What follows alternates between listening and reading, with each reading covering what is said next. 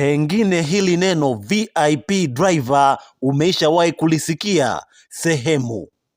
Kupitia video hii nitaenda nikuelekeze walau kwa ufupi uelewe VIP driver ni nini.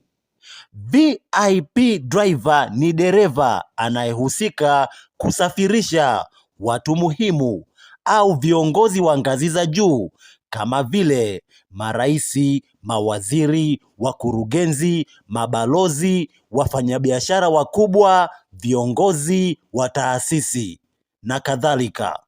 Sasa, kuhusu kusoma kozi hii au kujua vigezo vya kujiunga na kozi hii, ni wewe mwenyewe sasa kuulizia kwenye vyuo husika ambavyo vimepewa dhamana ya kufundisha kozi hii ya VIP driving. Mfano, unaweza kuwasiliana na chuo kama NIT, VETA pamoja na vyuo vinginevyo ambavyo vyenye dhamana ya kutoa kozi hii ya VIP driving. Fahamu kuwa mara nyingi VIP driver hulipwa zaidi kuliko dereva wa kawaida kwa sababu ya majukumu makubwa na kiwango cha uaminifu kinachohitajika.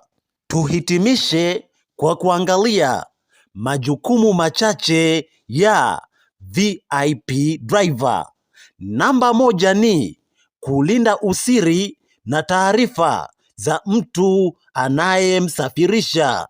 Lakini namba 2 ni kuhakikisha gari liko katika hali nzuri muda wote, pamoja na majukumu mengineyo.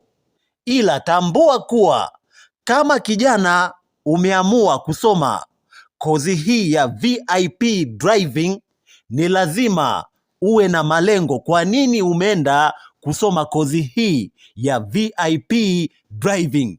Mfano, unaweza ukasema, mimi nasoma kozi hii ya VIP driving, nikimaliza nitajiajiri mimi mwenyewe, nitakuwa dereva wa VIP. Kama kuna event au kuna msanii yoyote au kuna celebrity yote mkubwa au kuna mtu yoyote mkubwa, anaweza kukukodisha mkafanya kazi ya VIP driving. Kwa hiyo usisome kozi hii kama hauna malengo maalum. Asante sana, nikutakie kila la heri.